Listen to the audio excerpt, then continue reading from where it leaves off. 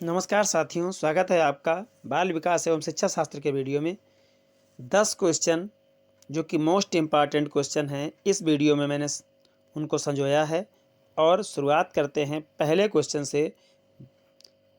केंद्रीय माध्यमिक शिक्षा बोर्ड द्वारा अपनाए गए प्रगतिशील शिक्षा के प्रतिमान में बच्चों का सामाजिकरण किस प्रकार से किया जाता है और उस बच्चे से अपेक्षा की जा सकती है कि वो क्या करे। बच्चों का सामाजिकरण कैसे करेंगे और बच्चा क्या करे। देखिए इसमें कौन सा ऑप्शन सही है, ये हमें क्लियर करना है।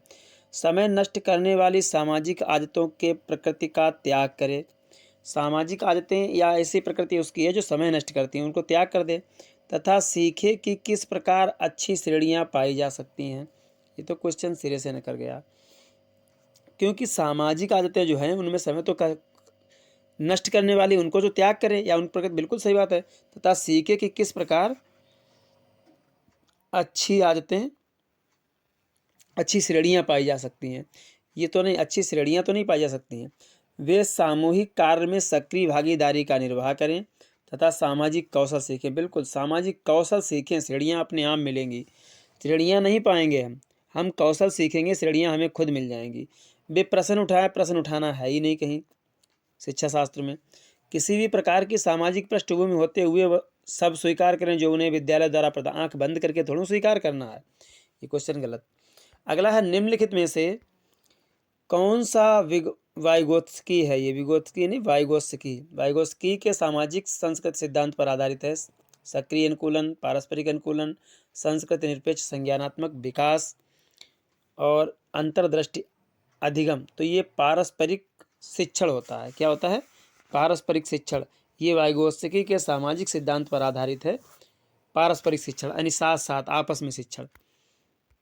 नेक्स्ट है, एक शिक्षिका अपनी कक्षा से कहती है कि सभी प्रकार के प्रत्येक कार्यों का निर्माण इस प्रकार किया गया है कि प्रत्येक विद्यार्थी अधिक प्रभावी ढंग से सीख सके तथा सभी विद्यार्थी बिना किसी अन्य की सहायता से अपना कार्य पूर्ण करें। वह कोहल वर्ग के निम्न नैतिक विकास के चरण की ओर संकेत दे रही है। कोहल वर्ग के कौन से? औपचारिक चरण, कानून और व्यवस्था। बिल्कुल सही, यही ऑप्शन हमारा सही जाएगा। औपचारिक चरण, कानून और व्यवस्था। अगला क्वेश्चन है, 14 वर्षीय वेदिका अपने आप में पृथक स्वनियंत्रित व्यक्तित्व की भावना को विकसित करने का प्रयास कर रही है। वह विकसित कर रही है, क्या कर रही है? अपने अंदर खुद में नियंत्रित होने के व्यक्तित्व की भावना का विकास कर रही है। तो वो क्या कर रही है? नियमों के प्रति घृणा कर रही है? नहीं कर रही है। स्वायत्ता, बिल्कुल स्वायत्ता बढ़ा रही है। चलिए, अक्कड़पन तो कहीं है नहीं, हो ही नहीं सकता ये। अगला है, गतिशील शिक्षा के संदर्भ में निम्नलिखित में से कौन सा कथन जॉन डुई के अनुसार समुचित है। जॉन डुई के अनुसार कौन सा कथन सही है? किसके संदर्भ में? गतिशील शिक्षा के संदर्भ में पूछा गया है। कक्षा में प्रजातंत्र का कोई स्थान नहीं होना चाहिए। क्या ये ऑप्शन सही हो सकता है? बिल्कुल नहीं सही हो सकता है। कक्षा में प्रजातंत्र का स्थान होना चाहिए, सबको हक बराबर होना चाहिए, तो ये गलत हो गया। विद्यार्थी को स्वयं ही सामाजिक समस्याओं को सुलझाने में सक्षम होना चाहिए। बिल्कुल, विद्यार्थियों को स्वयं ही सामाजिक समस्याओं को सुलझाने में सक्षम होना चाहिए। ये किसका संदर्भ है? जॉन ड्यूई के अनुसार ये क्वेश्चन सही है। ऑप्शन नंबर 2 चला जाएगा हमारा। ठीक है। अगला क्वेश्चन है, भाषा अवरोध से संबंध है। भाषा अवरोध, भाषा अवरोध का मतलब होता है भाषा में कोई अवरोध आना। तो इसका मतलब होता है चलाघात, ये तो नहीं है। पठन वैकल्य, ये भी नहीं है। वाक संबद्ध रोग, भाषाघात, ये ऑप्शन हमारा सही जाएगा। नेक्स्ट है, निम्नलिखित में से कौन सा कथन सत्य है? आनुवंशिक बनावट व्यक्ति की परिवेश की गुणवत्ता और के प्रति प्रत्युत्तरात्मकता को प्रभावित करती है। ठीक है।